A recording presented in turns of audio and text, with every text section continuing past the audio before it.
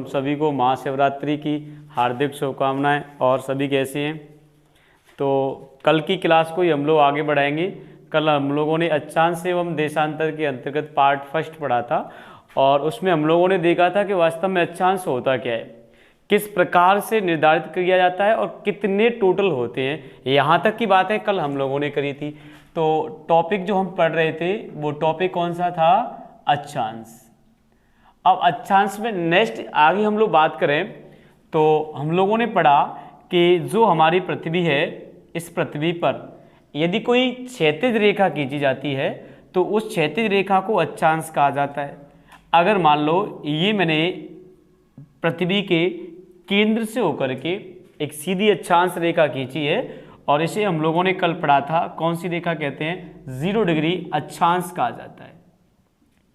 अब 0 डिग्री अक्षांश है। नेक्स्ट में हम लोग क्या देखें कि टोटल हमारी पृथ्वी पर 181 अक्षांश है और 179 अक्षांश रेखाएं होती हैं। यदि मैं 0 डिग्री के जस्ट ऊपर जाऊंगा तो ये पूरा का पूरा अगर देखा जाए तो यहाँ पर इस गोलार्ध को कहते हैं कौन सा गोलार्ध? उत्तरी गोलार्ध।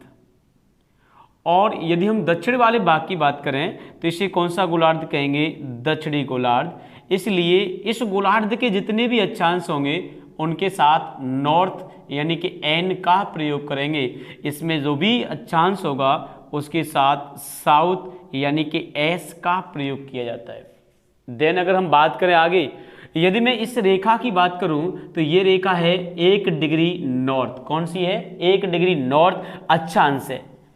और यदि मैं एक लाइन इधर दक्षिण की बात करें और यदि सपोज दैट ये आपकी कौन सी है? 10 डिग्री साउथ। समझने की कोशिश करेंगे। मैंने कहा ये 0 डिग्री अक्षांश है और 0 के बाद 1 डिग्री लिया और 0 के बाद 10 डिग्री अक्षांश लिया। फिर आगे अगर हम लोग देखें तो ये मैं इस क्षेत्र की बात करूं तो ये क्षेत्र 0 और 1 डिग्री के मध्य का क्षेत्र होगा, जबकि इसकी बात करें तो ये 0 और 10 डिग्री के मध्य का क्षेत्र होगा। और यदि दोनों को कॉमन रूप से देखा जाए तो दोनों के लिए एक शब्द लिख सकते हैं कि ये क्षेत्र 2 अक्षांशों के मध्य, किसके मध्य का है भाई? तो 2 अक्षांशों के मध्य का क्षेत्र है। सवाल क्या आता है यहाँ से?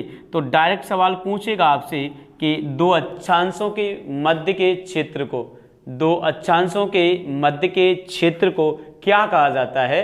तो आंसर आप क्या देंगे कि सर 2 अक्षांशों के मध्य के क्षेत्र को तो क्या कहते हैं? कटिबंध कहा जाता है। इसका मतलब है ये जो दिख रहा है ये क्या है? कटिबंध है। ये क्या है? कटिबंध कहलाता है। इंग्लिश में इसी को जोन बेल्ट कहते हैं। क्या कहते हैं? तो फिर से देखें एक बार, किन्हीं 2 अक्षांशों के मध्य, किन्हीं 2 अक्षांश क्यों कह रहा हूं? क्योंकि 0 और 1 डिग्री और 0 और 10 डिग्री दोनों के मध्य, तो किन्हीं भी 2 अक्षांशों के मध्य के क्षेत्र को क्या कहा जाता है? तो आपका आंसर होगा कटिबंध कहा जाता है। और प्यारे छात्रों अगर आगे भी बात करें तो इस कटिबंध के आधार पर ही हम किसी भी स्थान की जलवायु का, किसका? तो किसी भी स्थान की जलवायु का क्या करेंगे? निर्धारण करते हैं। जैसा कि आप लोगों ने विदित्य के पढ़ा होगा पहले से कि हम पढ़ते हैं कि उष्णकटिबंधीय जलवायु, शीतोष्ण कटिबंधीय जलवायु, उपोष्ण कटिबंधीय जलवायु। इसका मतलब है उष्ण कटिबंध का मतलब क्या है? उष्ण का मतलब है गर्म, कटिबंध का मतलब है 2 अक्षांशों के मध्य का क्षेत्र, यानी कि वो क्षेत्र 2 अक्षांशों के मध्य है और साथ ही साथ वहां गर्म जलवायु पाई जाती है। इसका मतलब है जलवायु के निर्धारण में किसका प्रयोग करेंगे? कटिबंध का प्रयोग किया जाता है।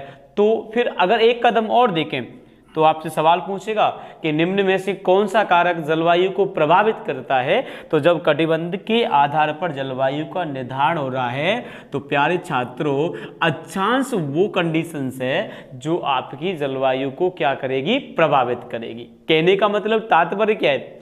यदि किसी स्थान के अक्षांशीय विस्तार में बदलाव होगा तो उसकी जलवायु भी क्या हो जाती है? बदल जाती है। सपोज दैट जैसे धौलपुर का अक्षांशीय विस्तार अलग है तो धौलपुर की जलवायु अलग है, हैदराबाद का अक्षांशीय विस्तार अलग है तो हैदराबाद की जलवायु कैसी है? अलग है। यानी कि अक्षांशीय स्थिति या विस्तार के बदलने से उस स्थान की क्या बदल जाती है?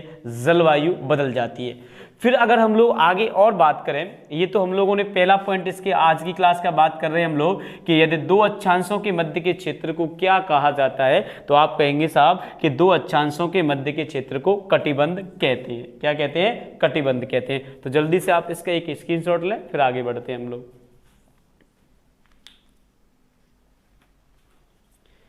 तो ये दो अक्षांशों के मध्य का है, स्क्रीनशॉट आप लोगों ने ले लिया होगा। देन नेक्स्ट अगर हम लोग बात करें कि इस अक्षांशों के मध्य के क्षेत्र के बाद और क्या सवाल पुटअप होता है, तो इसके बाद देखो वही अपनी क्या है, ये पृथ्वी के बीचों बीच से होकर के गुजरने वाली ये 0 डिग्री क्या है, अक्षांश, और 0 डिग्री अक्षांश के बाद यदि हम उत्तर की साइड में जाएंगे तो मैंने अभी आपको बताया था ये उत्तरी गोलार्ध होगा, और ये उत्तरी गोलार्ध में कितनी डिग्री है, 1 डिग्री नॉर्थ। फिर यहाँ पहुँचेंगे, यदि मान लो इसकी वैल्यू 65 डिग्री नॉर्थ है, और 65 के बाद कितना आएगा, 66 डिग्री नॉर्थ। यदि मैं दक्षिण की बात करूँ तो यहाँ पे यदि इसकी वैल्यू 20 डिग्री साउथ है, और 20 डिग्री के बाद 21 डिग्री क्या है, ये साउथ। तीनों में कुछ समानता हमें दिखाई दे रही है। तीनों में क्या समानता दिखाई दे रही है, देखो ये पृथ्वी का केंद्र है, और इस रेखा से इस रेखा तक जाने में, और इस रेखा से इस रेखा तक जाने में, इस रेखा से इस रेखा तक जाने में, इसका मतलब क्या है, ये जो तीर है वो 0 और 1 डिग्री के मध्य की दूरी है।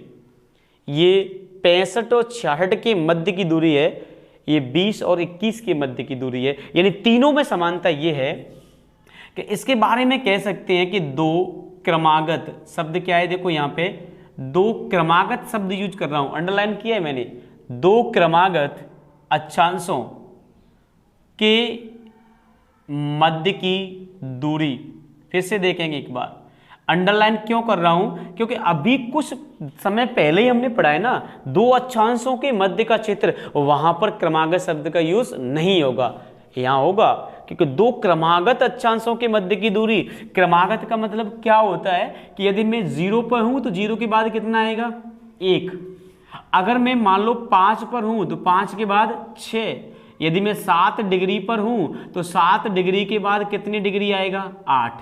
यानी क्रमागत का मतलब होता है उसके बाद, 7 के बाद 8, 5 के बाद 6, ये क्या है, क्रमागत। तो दो क्रमागत अक्षांशों के मध्य की दूरी कितनी होती है, तो आपका आंसर क्या आएगा, 111 किलोमीटर। कितनी होती है, 111। फिर से देखो दो क्रमागत। अब मुझे ये बताओ 0 से 1 डिग्री पर गए तो यहाँ पर जो अंतर आया अपना वो कितनी डिग्री का आया, 1 डिग्री का। फिर अगर मान लो 65 से 66 के मध्य गए तो अंतर कितने का आया, 1 डिग्री का। 20 से 21 के मध्य गए तो अंतर कितने का आया, 1 डिग्री का। यानी कि सभी के मध्य में अंतर जो है 1 डिग्री का होता है। तो फिर हम ये भी कह सकते हैं कि प्रत्येक दो अक्षांशों के मध्य की दूरी कितनी होती है। तो यहाँ भी कितनी होगी, तो यहाँ पर भी 111 किलोमीटर होगी। और यदि यहाँ की बात करें तो यहाँ भी कितनी होगी, 111 किलोमीटर होगी। इसका मतलब है एक बात और समझ सकते हैं हम लोग कि यदि कोई व्यक्ति भूमध्य रेखा से, कहाँ से, यदि कोई व्यक्ति भूमध्य रेखा से और किधर जाता है, ध्रुवों की ओर। यदि कोई व्यक्ति भूमध्य रेखा से ध्रुवों की ओर जाता है तो ध्रुवों की ओर जाने पर जो दो क्रमागत अक्षांशों के मध्य की दूरी है, क्या है, दो क्रमागत अक्षांशों के मध्य की जो दूरी है वह दूरी कैसी रहती है, अपरिवर्तित रहती है। फिर से देखेंगे आप लोग, साथ ही साथ में ये याद भी करना है हमको और पढ़ना भी है, समझना भी है। मैंने क्या, अक्षांश है, यदि दो क्रमागत अक्षांशों के मध्य की दूरी पूछेगा तो आंसर देंगे 111 किलोमीटर। फिर मैंने क्या बताया कि यदि आप भूमध्य रेखा से चाहे कितने भी डिग्री अक्षांश आगे बढ़ें, उत्तर में या दक्षिण में किधर भी, उनके मध्य की दूरी कैसी रहती है, अपरिवर्तित रहती है। बिकॉज, बट क्यों, ऐसा क्यों होता है, क्योंकि जैसे जैसे ऊपर जा रहे हैं तो मैंने क्या बताया, इनके मध्य में गैप 1 डिग्री का है। जब 1 डिग्री का मान भूमध्य रेखा पर 111 किलोमीटर है तो 1 डिग्री के अंतर पर हर स्थान पर गैप कितने का होगा, 111। लेकिन एक चीज और याद रखनी है, बट ये पूछ लेता है अक्षांश रेखा की लंबाई। तो अक्षांश रेखा की लंबाई भूमध्य रेखा से ध्रुवों की ओर जाने पर क्या होगी, घटेगी। कैसी होगी, घटेगी। फिर से देख लो, जैसे भूमध्य रेखा से ध्रुवों की ओर जाएंगे अक्षांशों के मध्य की दूरी में कोई बदलाव नहीं होता है, लेकिन दो अक्षांश रेखा जो होती है उसकी लंबाई क्या हो जाती है, घट जाती है। यानी कि दो अक्षांशों के मध्य के क्षेत्र को कटिबंध कहा जाता है और दो अक्षांशों के मध्य की दूरी कितनी होती है, 111 किलोमीटर। तीसरा पॉइंट ये है कि यदि भूमध्य रेखा से ध्रुवों की ओर जाएंगे तो इनके मध्य की दूरी अपरिवर्तित रहती है, बट अक्षांश रेखा की लंबाई क्या हो जाती है, घट जाती है। तो इसका भी एक बार आप स्क्रीनशॉट लें, फिर आगे बढ़ते हैं। तो ये हम लोगों ने दो अक्षांशों के मध्य की दूरी का डिस्कस किया। तीसरा स्टेप देखो, यहां से अगर हम लोग आगे बढ़ें तो अब क्या पढ़ेंगे इसमें, अब हम लोग दो चीजें देखेंगे इसमें। कि ये तो हम लोगों ने अक्षांश का बेसिक देखा था कि वास्तव में अक्षांश कैसे निर्धारित होते हैं, अक्षांशों के मध्य की दूरी क्या होती है, मध्य के क्षेत्र को क्या कहते हैं। एक आता है स्पेशल लैटिट्यूड यानी कि विशेष अक्षांश। क्या आते हैं, विशेष अक्षांश होते हैं। अब विशेष अक्षांश में हम दो चित्र बनाएंगे और उनका फिर डिटेल से अध्ययन करेंगे। जैसे सपोज दैट मैं पहले में बात करूं कि ये अपनी पृथ्वी है और हमने पढ़ा है कि पृथ्वी के केंद्र से होकर के जो रेखा गुजरती है, कहां से होकर के, केंद्र से होकर, वह रेखा किस नाम से जानी जाती है। तो आपका आंसर क्या होगा, उस रेखा को क्या कहा जाता है, भूमध्य रेखा कहते हैं। और भूमध्य रेखा को ही 0 डिग्री क्या कहेंगे, अक्षांश रेखा भी कहा जाता है। फिर से देख लो, स्पेशल अक्षांश लैटिट्यूड में एक वह रेखा होती है जो पृथ्वी के केंद्र से होकर के जाती है और उसे हम भूमध्य रेखा कहते हैं। अगर मान लो एक वो रेखा है जो पृथ्वी के केंद्र के साथ, किसके साथ, पृथ्वी के केंद्र के साथ और 23.5 डिग्री का क्या बनाती है, कोण बनाती है। यानी कि वो रेखा है जो पृथ्वी के केंद्र से 23.5 डिग्री का कोण बनाती है नॉर्थ में। इस रेखा को कौन सी रेखा कहेंगे, तो इस रेखा को कर्क रेखा कहा जाता है। एक वो रेखा होती है जो उत्तर के अंदर ही 66.5 डिग्री का क्या बनाती है, कोण बनाती है और इस रेखा को आर्कटिक रेखा कहते हैं। फिर से देख लो एक बार, एक वो रेखा होती है जो पृथ्वी के केंद्र से होकर गुजरती है, 0 डिग्री अक्षांश या भूमध्य रेखा कहलाती है। एक वो रेखा होती है जो पृथ्वी के केंद्र से 23.5 डिग्री का कोण बनाती है, उत्तरी गोलार्ध में कर्क रेखा कहलाती है और 66 डिग्री उत्तर में आर्कटिक रेखा। और लास्ट में अगर देखें तो 90 डिग्री उत्तर में जो कोण बनाएगा उसे कहते हैं उत्तरी ध्रुव। क्या कहते हैं उसे, तो उसे नॉर्थ पोल के नाम से जाना जाता है, उत्तरी ध्रुव बिंदु के नाम से जाना जाता है। जैसे उत्तर में वैसे दक्षिण में, इसका मतलब है दक्षिण में भी आप अगर 23.5 डिग्री चलेंगे, कितना चलेंगे, 23.5 डिग्री, तो ये कौन सा है, दक्षिण। 23.5 डिग्री दक्षिण में जाएंगे तो इसे कौन सी रेखा कहते हैं, तो इसे मकर रेखा कहा जाता है। इसी प्रकार से दक्षिण में भी कितने डिग्री जाएंगे, 66 डिग्री जाएंगे तो इसे अंटार्कटिक, क्या कहेंगे, इसे अंटार्कटिक रेखा कहते हैं। और यदि लास्ट की बात करें तो यहाँ पर भी 90 डिग्री साउथ होगा और मेरे प्यारे छात्रों इसे दक्षिणी ध्रुव कहते हैं। क्या कहते हैं, दक्षिणी ध्रुव। आप सभी लोग, मैं समझ रहा हूँ कि बेहतर तरीके से समझने की कोशिश कर रहे होंगे और हमें इन्हीं चीज़ों के बारे में भी डिटेल से पढ़ना है कि इनकी क्या प्रायोरिटी है और इनकी क्या उपयोगिता है, किस तरीके से इनका अध्ययन करना है और कहाँ कहाँ से इससे सवाल पुटअप होता है। सबसे पहले इस चित्र में से एक एक सवाल याद रखना है। वो सवाल क्या है, आपसे पूछता है कि 0 डिग्री अक्षांश को कहा जाता है, क्या कहते हैं, भूमध्य रेखा। एक सवाल आएगा कि 23.5 डिग्री उत्तरी गोलार्ध को क्या कहा जाता है, तो आप कहेंगे सब कर्क रेखा। फिर आता है कि कर्क रेखा किसे कहते हैं, 23.5 डिग्री उत्तरी अक्षांश को। ऐसी मकर रेखा 23.5। अब इसमें आपको दिशा ध्यान रखनी है कि जब दक्षिण कह रहा है तो मकर रेखा है और उत्तर कह रहा है तो कर्क रेखा है, जब उत्तर कह रहा है तो आर्कटिक है और जब दक्षिण कह रहा है तो अंटार्कटिक होगा। 90 डिग्री साउथ और नॉर्थ को उत्तरी ध्रुव और कौन सा ध्रुव कहते हैं, दक्षिण ध्रुव। तो पहला, अगर हम विशेष अक्षांशों में फर्स्ट चित्र की बात करें तो पहला चित्र आपका ये होगा कि हमारी पृथ्वी पर ये कुछ विशेष क्या होते हैं, अक्षांश होते हैं। तो आप एक बार इसको भी नोट डाउन करें सभी किताब कॉपी के अंदर और स्क्रीनशॉट पर कम ध्यान दिया करें। अधिक से अधिक साथ साथ में इस चित्र को बनाया करें और लिखा करें। लिखना और बनाने से चीज़ें ज़्यादा याद होती हैं बिकॉज स्क्रीनशॉट से, क्योंकि स्क्रीनशॉट तो मोबाइल में जब्त हो जाती हैं, फिर उन्हें पढ़ने का टाइम मिलता ही कहाँ है। तो आप अधिकांश चीज़ों को पेन और कॉपी के साथ पढ़ा करें और साथ ही साथ लिखा करें। टाइम बहुत है हमारे पास, सफिशिएंट टाइम होता है, आराम से आप लोग लिख भी सकते हैं। तो इसे लिखने का और बनाने का प्रयास करें, जैसे मैं बना रहा हूँ वैसे आप इसको साथ साथ बनाएं और समझें। अधिक से अधिक अपन को ध्यान रखना है किस चीज़ पर कि कैसे चीज़ें समझी जाती हैं और कैसे याद होती हैं। देखो दो प्रकार से, अगर आप इसका स्क्रीनशॉट लेंगे तो आप याद नहीं करेंगे, स्क्रीनशॉट याद करता है, यानी मोबाइल याद करेगा इसको। और यदि इसको आप बनाएंगे तो वो आपके माइंड में जाएगी चीज़।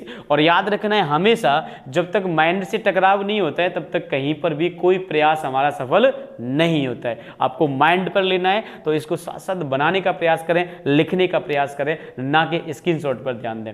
क्योंकि मैंने देखा है कि अधिकांश हम लोग जब ऑनलाइन क्लास लेते हैं तो उसके स्क्रीनशॉट पर ध्यान ज़्यादा रहता है, न कि पढ़ने पर, कि कहीं ऐसा ना हो आगे निकल जाए। स्क्रीनशॉट उसी समय पे लेना है जब टीचर का हाथ नहीं होना चाहिए, जब टीचर उसको ढके हुए नहीं हो, तो उस पर ज़्यादा फोकस रहता है। ये सब चीज़ें बंद करके साथ ही साथ पढ़ने पर ध्यान और हाथ से लिखने पर ध्यान। तो जल्दी से जो भी कर रहे हैं आप लोग या तो नोट डाउन कर लिया करो या स्क्रीनशॉट, जो आपकी इच्छा है।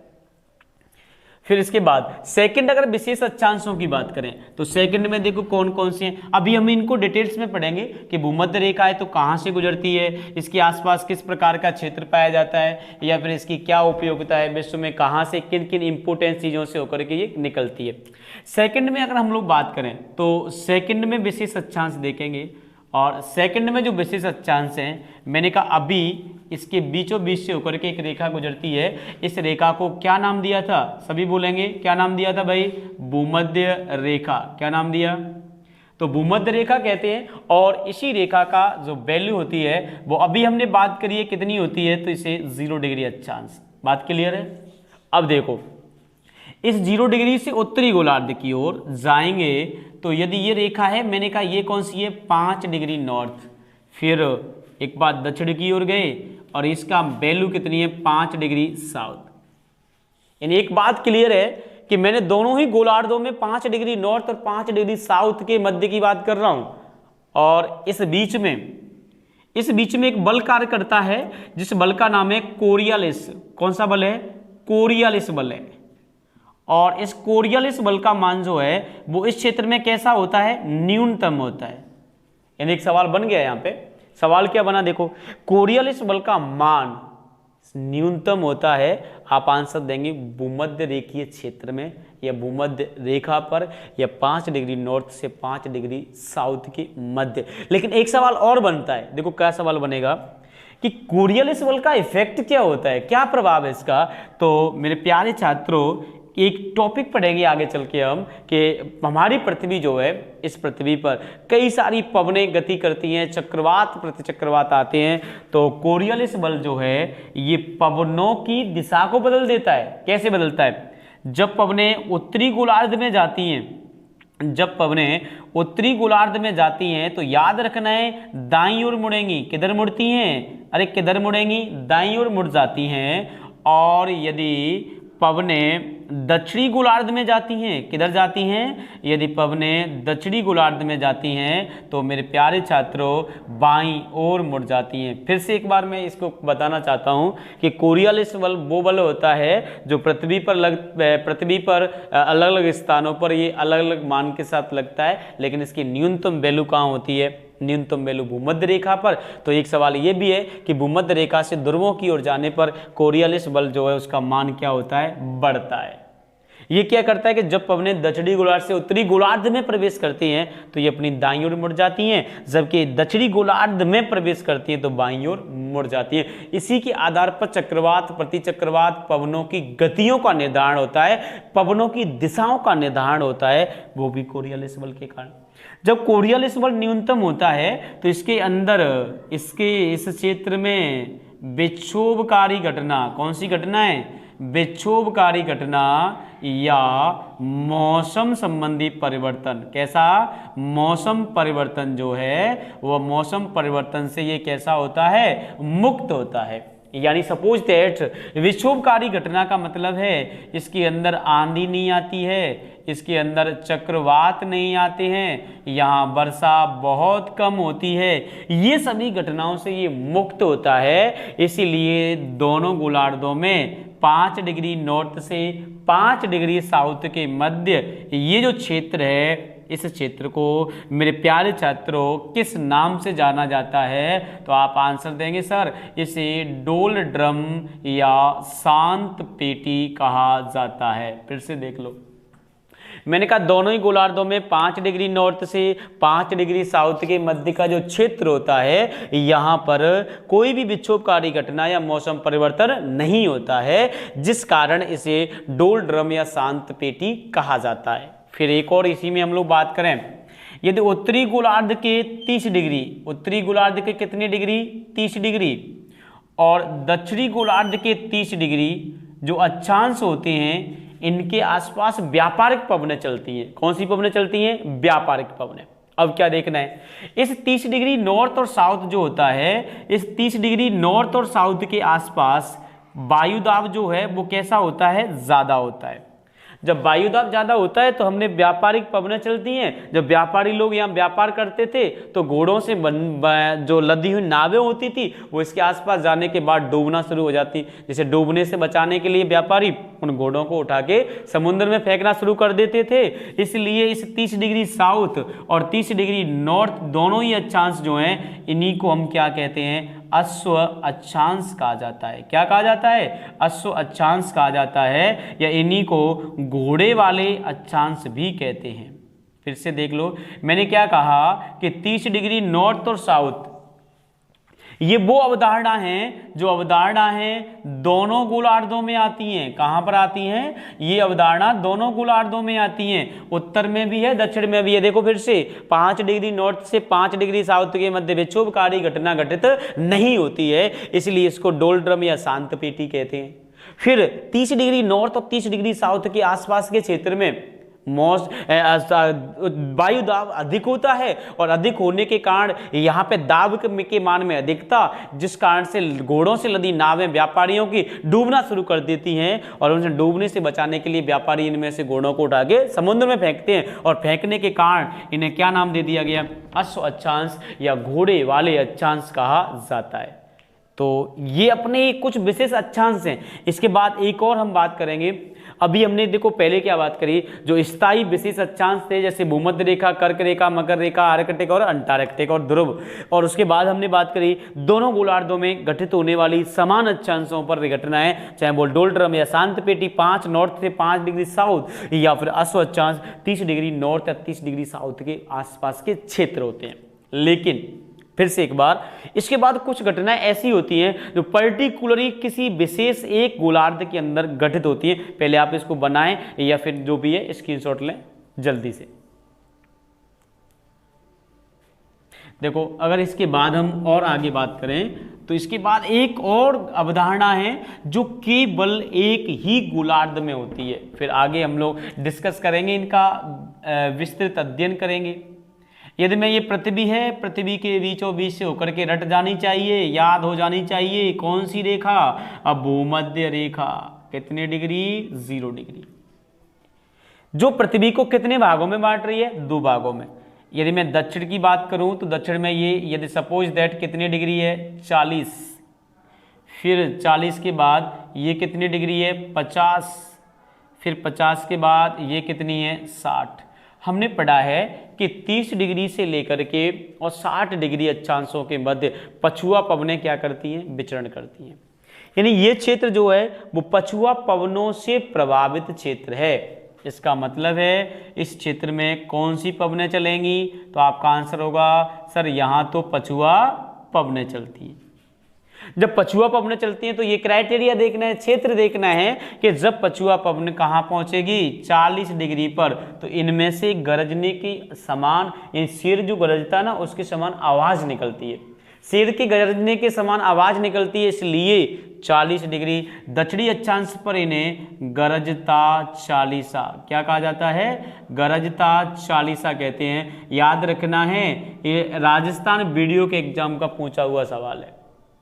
अभी जो वीडियो का पेपर हुआ था उसमें पूछा गया था कि गरजता चालीसा कहा जाता है, तो आप कहेंगे पछुआ पवनों को, न कि 40 डिग्री दक्षिणी अक्षांश को।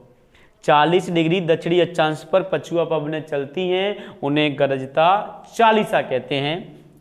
जब ये पवनें 50 पर चलती हैं तो 50 पर इन्हें प्रचंड या भयंकर, क्या कहेंगे, प्रचंड या भयंकर पचासा कहा जाता है। और जब ये 60 पर चलती हैं तो इन्हें चीकता साटा कहा जाता है। तो ये अवधारणा जो है वो केवल और केवल कौन से गोलार्ध में होती हैं? तो मेरे प्यारे छात्रों, ये अवधारणा केवल और केवल दक्षिणी गोलार्ध में होती है। कौन से गोलार्ध में होती है? दक्षिणी गोलार्ध में होती है। फिर से देख लो, मैंने कहा 40 डिग्री दक्षिणी अक्षांश, गरजता चालीसा। कौन सी पवनें? पछुआ पवनें। मैंने कहा 50 डिग्री दक्षिणी अक्षांश, प्रचंड या भयंकर पचासा। कौन से गोलार्ध में? दक्षिणी गोलार्ध में पछुआ पवनों को। चीकता साटा 60 डिग्री दक्षिणी अक्षांश पर, कौन सी पवनों को? पछुआ पवनों को। तो ये पर्टिकुलरली दक्षिणी गोलार्ध के अंदर घटित होने वाली घटना है। अभी तक हमने पढ़ी विशेष अक्षांशों में कुछ ऐसी थी जो स्थायी रूप से होती हैं सभी गोलार्धों में, कुछ ऐसी हैं जो विशेष रूप से दोनों गोलार्धों के पर्टिकुलर क्षेत्र में होती हैं, डोलड्रम हो चाहे अश्व अक्षांश हो। ये ऐसी अवधारणा है जो केवल और केवल दक्षिणी गोलार्ध के अंदर पाई जाती है।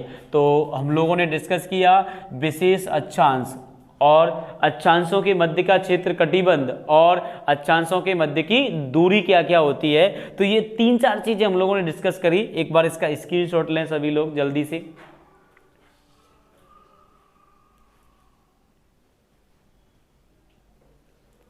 हाँ, तो आप लोगों ने इसका स्क्रीनशॉट लिया होगा। नेक्स्ट हम लोग जो नेक्स्ट क्लास होगी अपनी कल की, उसमें अगर हम बात करेंगे तो आगे देखेंगे कि जो विशेष अक्षांश हमने पढ़े हैं उनमें से सबसे पहले हम डिस्कस करेंगे कौन सी रेखा का। तो सबसे पहले आपकी कौन सी रेखा आएगी? भूमध्य रेखा। कौन सी रेखा होगी? भूमध्य रेखा है, जिस रेखा को कितनी डिग्री कहा जाता है? 0 डिग्री अक्षांश कहा जाता है। तो अगर हम लोग बात करेंगे कि हमारा जो नेक्स्ट क्लास होगी वो नेक्स्ट क्लास कब होगी, तो ये नेक्स्ट क्लास हमारी टुमारो यानी कि कल होगी। टुमारो में हम जो क्लास पढ़ेंगे, कल की क्लास में जो हम पढ़ेंगे वो कल की क्लास में क्या होगा, तो नेक्स्ट क्लास में भूमध्य रेखा के बारे में पढ़ेंगे। और क्या पढ़ेंगे? इसके बाद कर्क रेखा के बारे में पढ़ेंगे। और नेक्स्ट हम लोग तीसरा इसके बाद टॉपिक पढ़ेंगे, वो कौन सा होगा? मकर रेखा होगी। तो कल हमारी जो क्लासें होंगी वो इस पर होंगी। तो नेक्स्ट पार्ट 3 जो होगा अक्षांश देशांतर का, उसमें हम विशेष अक्षांशों के बारे में अध्ययन करेंगे। और अगर हम डिस्कस करें, साथ ही साथ सभी स्टूडेंट से वीडियो को अधिक से अधिक शेयर, लाइक एंड सब्सक्राइब करें। और आप सभी को मेरी तरफ से फिर से एक बार महाशिवरात्रि की हार्दिक शुभकामनाएं। और सभी लोग अच्छे से पढ़ें, आगे बढ़ें और एक सफलता की ओर ये कदम है, इसमें आप लोग शामिल होंगे। एक मुहिम में हम लोग इसको माध्यम से आपको अधिक से अधिक ज़्यादा से ज़्यादा चीज़ें उपलब्ध कराने की कोशिश करेंगे। और आपको सभी को शुभरात्रि, बाय बाय, धन्यवाद।